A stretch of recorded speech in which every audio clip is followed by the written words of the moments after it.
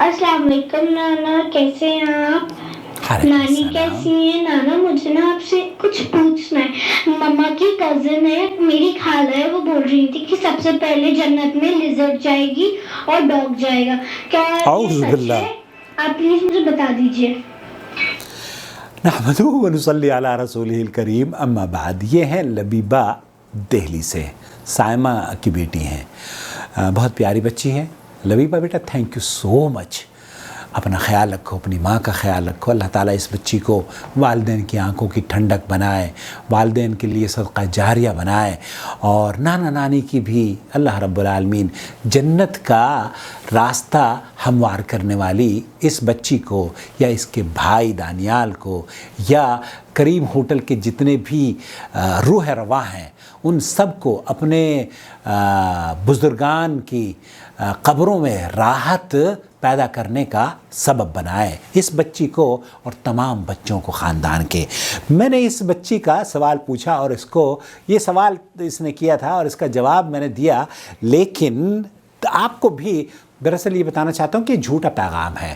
یہ کسی نے جھوٹی بات پھیلا دی ہے کہ سب سے پہلے جنت میں جانے والی چھپکلی ہوگی اور کتا ہوگا. اس کی کوئی حیثیت نہیں ہے. البتہ میں نے جو لبیبہ کے ساتھ ایک اپنی پرانی آڈیو شیئر کی ہے، وہ آپ کے ساتھ شیئر کرنا چاہتا ہوں. سن لیجئے. چھپکلی کو مارنے کا حکم. چھپکلی کو مارنے کا. آج ہم آپ کی خدمت میں چھپکلی کے بارے میں کچھ دینی معلومات پیش کرنے کی سعادت حاصل کر رہے ہیں.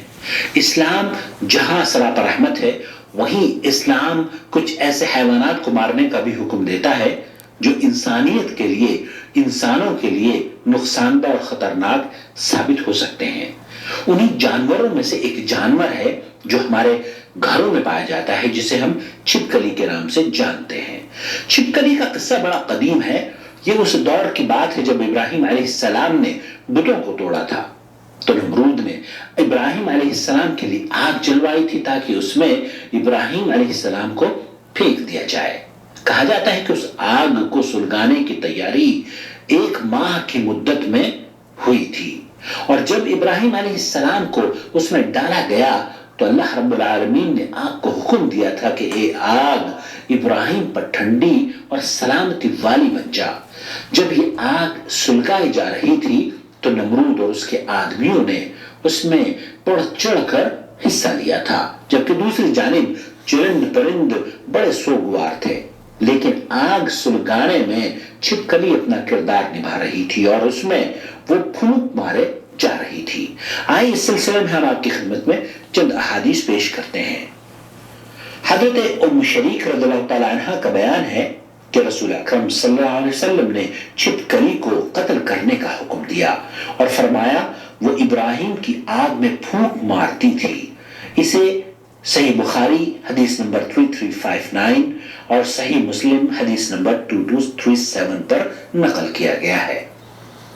اور حضرت عائشہ رضی اللہ تعالی عنہ کا بیان ہے کہ رسول اکرم صلی اللہ علیہ وسلم نے فرمایا چھپکلی کو قتل کر دو، وہ ابراہیم کی آگ میں پھونکے مارتی تھی. چنانچہ حضرت عائشہ رضی اللہ تعالی عنہ انہیں مار دیا کرتی تھی.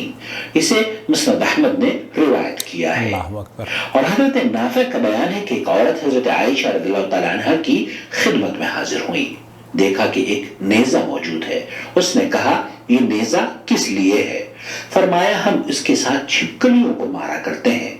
پھر انہوں نے رسول اکرم صلی اللہ علیہ وسلم کا ارشاد سنایا جب ابراہیم کو آگ میں ڈالا گیا تو تمام جانور آگ بجھانے کی کوشش کرنے لگے سوائے چھپکلی کے جو پھونکے مار کر آگ سلگانے لگی تھی.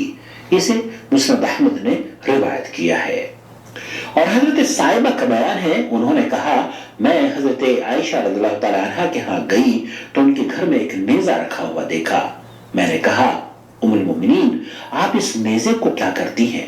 انہوں نے کہا یہ چھپکلیوں کے لیے ہے، ہم اس سے انہیں مارتے ہیں، کیونکہ رسول اکرم صلی اللہ علیہ وسلم نے ہمیں بتایا جب ابراہیم کو آگ میں ڈالا گیا تو زمین کا ہر جانور ان کی آگ بجھاتا تھا، لیکن چھپکلی آگ میں پھونکے مارتی تھی. اس لیے رسول اللہ صلی اللہ علیہ وسلم نے ہمیں حکم دیا ہے کہ اسے قتل کر دیا کریں.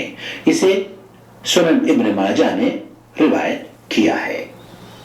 اور حضرت ابو ہریرہ رضی اللہ تعالیٰ عنہ بیان کرتے ہیں کہ رسول اکرم صلی اللہ علیہ وسلم نے ارشاد فرمایا اگر کسی نے چھپکلی کو مارا تو اسے ایک ضرب پر قتل کرنے پر 100 نیکیاں ملیں گی اور 2 ضربوں پر مارنے پر 70 نیکیاں ملیں گی.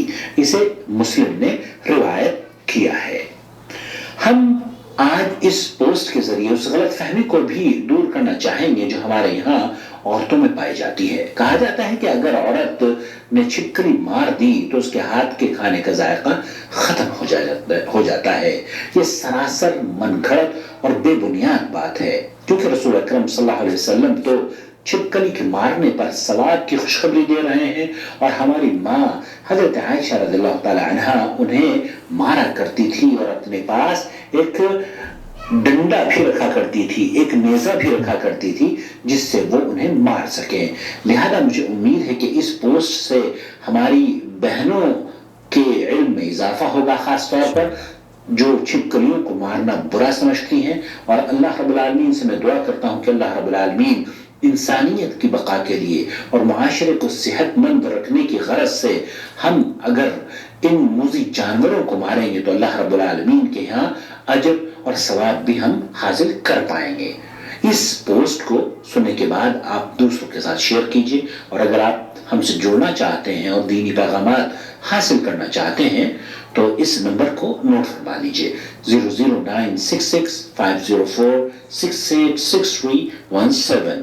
السلام علیکم ورحمۃ اللہ وبرکاتہ. اخوکم فی اللہ محمد عاقل جدہ, مملکت سعودی عرب. یہاں اس پیغام کو آج میں نے بہت دنوں میں سنا ہے لبیبہ کی وجہ سے. ایک چیز میرے سمجھ میں آ رہی ہے جو میرے خیال سے سنت ہے, اس پر عمل نہیں ہوتا. اور وہ سنت کیا ہے کہ عورتیں ڈرتی ہیں چھپکلی سے. اور اما عائشہ رضی اللہ تعالیٰ عنہا بچیوں کو تیار کیا کرتی تھی اور اپنے عصا رکھتی تھی, ڈنڈا رکھتی تھی اپنے گھر میں, خاص ڈنڈا. کوئی پوچھتا کہ یہ ڈنڈا کیا ہے تو آپ کہتی ہیں کہ یہ ڈنڈا اس لیے ہے کیونکہ چھپکلی کا حکم ہے. تو یہ کم از کم اما عائشہ کی سنت ہے. اس سنت کو ان عورتوں کو ضرور عمل کرنا چاہیے جو کہ اما عائشہ کی روحانی بیٹیاں ہیں. اما عائشہ کی روحانی بیٹیوں کو ہمارے یہاں چھپکلی کو دیکھ کر ڈرتی ہیں بچیاں, نہ جانے کیوں ڈرتی ہیں, جبکہ اما عائشہ کہتی ہیں کہ ہم تو ان کو مار دیا کرتے تھے, اس پر تو اجر ہے. تو لبیبہ بیٹے, آج کے بعد ایک تو یہ کہ ان سے ڈرنا آپ چھوڑ دیں. عورتیں ہماری ڈرنا نہیں چاہیے. ہماری عورتیں کیوں ڈرتی ہیں, میری سمجھ میں یہ نہیں آیا. چھپکلی ہوئے کاکروچ سے ڈر جائیں گی, یہ جانور ہیں, چپل مارو تو مر جائیں گے, کیوں ڈرنا ہے ان سے. آپ کو ہماری عورتوں کو دیکھیں, مسلمان عورتیں جانور ذبح کرتی تھیں اور آج بھی کرتی ہیں. تو ہمارے یہاں چھپکلیوں کے جو ڈرنے کا رواج ہے نا, اس میں سمجھتا ہوں اللہ کرے کہ اس ویڈیو کی وجہ سے کمی آئے اور لوگوں کو قرآن حدیث کی طرف جوڑیں. اور ایک چیز میں آپ سے عرض کرنا چاہتا ہوں اس ویڈیو کے اخیر میں, اس رمضان المبارک میں اگر آپ یہ چاہتے ہیں کہ اس چینل کو مستحکم کریں اور اس کی آواز جہاں جہاں پہنچے وہاں آپ اس کے اجر میں برابر کے شریک رہیں, تو جوائنٹ ممبرشپ اسکیم کے ذریعے اسے مستحکم کیجئے, جڑ جائیے, ہمارے چینل کو سپورٹ کیجئے. یقین جانیے جہاں جہاں اس طرح کی غلط فہمیوں کا ازالہ اور شکوک اور شبہات کو یہ چینل دور کرے گا, وہاں آپ کے اور میرے موازین حسنات میں اللہ تعالیٰ نیکیاں لکھ دے گا. اور جب تک اصلاح ہوتی رہے گی مجھے اور آپ کو, ہمارے والدین کو اور تمام رشتہ داروں کو اجر ملتا رہے گا. لبیبہ اپنے گھر والوں سے بھی کہو کہ اس چینل کو, ممی سے بھی کہو, پاپا سے بھی کہو, اور خاص طور سے ماموں سے بھی کہنا کہ اس چینل کے پریمیم سپورٹر بنیں تاکہ اس کو مزید مستحکم کریں اور اس کی آواز دوسروں کی بھی اصلاح کر سکے. اپنا بہت خیال رکھیں بیٹے, and thank you so much and love you. بہت پیاری بیٹی ہیں آپ, اللہ تعالیٰ آپ کو بہت خوشیاں دے. میرا سب کو سلام کہیں اور دانیال کو پیار کریں. یہاں نانی بھی ٹھیک ہیں اور سب لوگ سن رہے تھے لبیبہ کی آواز, تو آ کر دیکھ رہی ہیں کہ یہ کس کی آواز آ رہی ہے. میں نے بتا دیا کہ یہ لبیبہ ہے دہلی سے. اللہ ولی الذین آمنوا یخرجهم من الظلمات الى النور والذين كفروا أولياؤهم الطاغوت يخرجونهم من النور إلى الظلمات أولئك أصحاب النار هم فيها خالدون